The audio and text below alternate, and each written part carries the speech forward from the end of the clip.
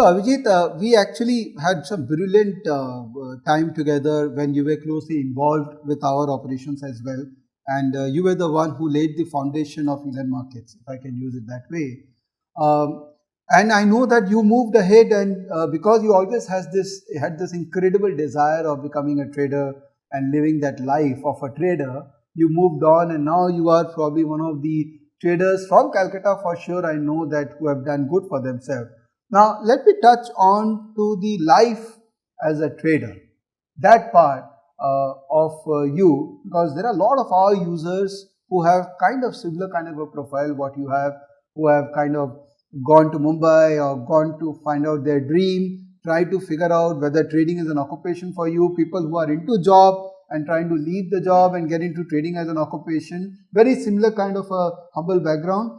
So everyone would like to know life of a trader. Could you elaborate that? Life of a trader actually will carve out depending on the personality. We read books, we watch videos, and we are fascinated by a person who has the freedom. I believe trading for a living gives a person freedom, which I think for every human being is the most important aspect. A lot of people can make a lot of money, make really big businesses, families, etc., etc. But the point is, end of the day, if you're tied down to a room or a city or whatever, we all want within ourselves freedom. Right. And that's why the people I train, one common aspect amongst all of them I face is, I don't like my job. Okay. And the only thing that can set me free is if I can trade from my living room. Right. Easier said than done. Okay. Easier said than done for sure. Trading for a living will happen eventually if we are disciplined, dedicated, and we need to know also. Right. A very common thing in Indian markets I have seen over the last 15 years is people just watch a video or they think trading is easy and they jump into it. Right. As long as the markets are doing good, they make money, everything is fine. Right. And one fall happens, like recently, I'll just tell you this, I get the maximum calls and emails from people during the bear market. Right. Okay, sir, is this a bear market? Is the market going to fall, etc., etc. So, it's a process. It cannot be reached by doing a course or a program or a seminar or a webinar. It is growing. You need to evolve day in, day out. Right. Knowledge is very important. Right. Knowing. Execution is very, very important. And I'll use two Hindi words which I've picked up nowadays. For good trading and good investment, दो चीज चाहिए, जिगर और सबर. Okay. Right. So you need to have a heart. When you know that everyone is panicking, that's exactly when you invest, and you need to be very, very patient. Right.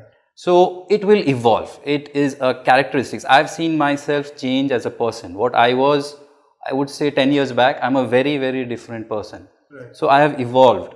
Right. And I think a trader also evolves. Right. So don't think that, okay, I'll read 3 books, 2 course, software, internet connection, done. Right. That's just the beginning. Right. So talking about the beginning, Abhijit, so let's discuss about 2 different kind of audience here. One is the younger population, which is largely hooked to discount brokers who have just entered the market in the last 4-5 years and who believe that market can give them a lot of opportunities to make money, the youngsters, the millennials. And the second category are the people who are established people who have money at disposable, who are willing to leave their high paying jobs and get into trading as a full-time occupation. Now, how would you differentiate these 2 people, and what would be your unique suggestion to both these category of people? Well, I had the opportunity to take classes for many MBA colleges in Bombay, in Calcutta. So I have actually interacted with many youngsters. In fact, yesterday evening only I took an induction program for a local MBA college. I was talking to around 50 to 60 youngsters. They are your average 20 to 22 year old. Right. All right. So I have a bit of experience interacting with these youngsters. They find trading as an upcoming thing. They find trading is very fascinating. They love the shosha, you know, the screens, the multiple screens. Again, the freedom is something which is there within all of them. But there's a good thing as well as a bad thing. The good thing is they are young, so they are soft and they can be carved out if they find a good mentor or if they find a good set of I would say books, periodicals which they can learn and implement. They have time in front of them. Also, they don't have much liabilities. They don't have a family, they don't have to answer anyone, but they are also a little hot-blooded. Okay, and the millennials think that everything in life is like a coffee machine. You go, you press a button and zoop, the coffee is ready. Right. So they think they go, I press a button and the money will come. I'll go find an app, swipe, and my girlfriend will be there waiting for me. So everything happens fast for them and they like it that way. Thing is, it doesn't last. The things that last are the things that are built on over a period of time. You need to sweat out or else you will not appreciate it. Right. If it comes that easy, you wouldn't actually appreciate the coffee. But if you actually get out, get the coffee beans, grind it yourself, have a nice machine, make it, the aroma and the flavor of that coffee, you will never ever, hit that button and have a coffee out of a paper cup. Correct. All right. So this brings me to the other set of people. This is the set of people who are in their mid-30s to mid-40s. They are working. Anyone who has worked for more than 10-15 years without enjoying, like job, they will feel it that it's taking a toll on them, especially in cities, traffic. I'll take my example. When I left the city, I used to drive, and my last day at job, I used to drive like 1 hour down to my office and 1.5 hours back to my home. So I used to drive 2.5 hours every day. 2.5 hours in Mumbai city, if you drive, and if you don't have an automatic car, your left knee will actually hurt. Correct. Or the clutch and the brake. And this is a very common thing. Correct. It's a very common thing. You go to Bangalore, which I was there a few months back, I saw the same thing. 2 hours traffic is very common.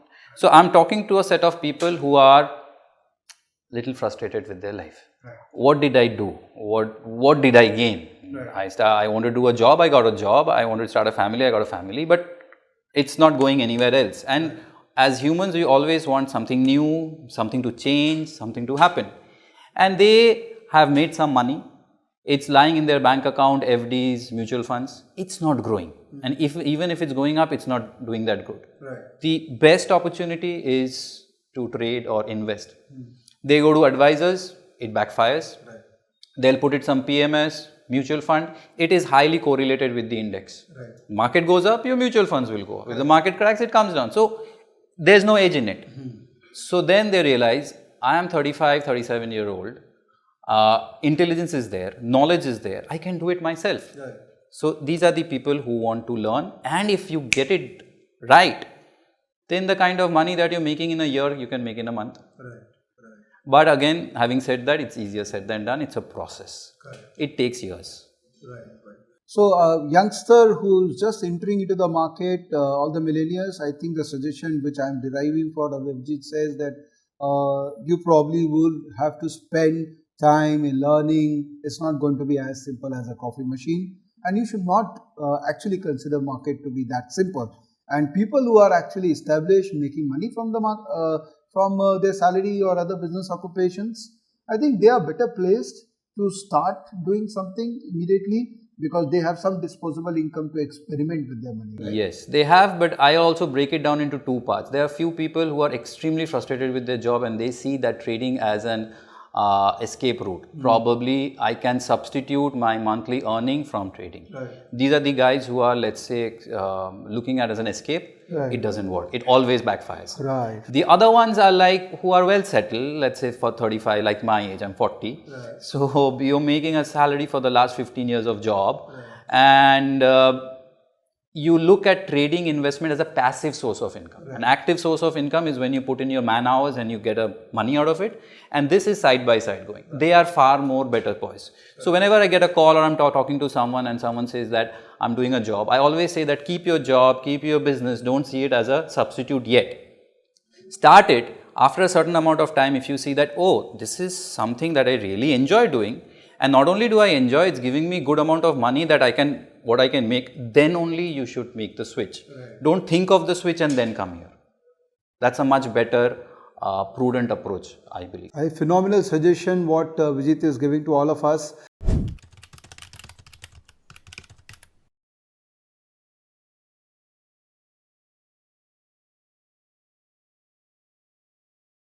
Investments in the securities market are subject to market risks. Read all the related documents carefully before investing.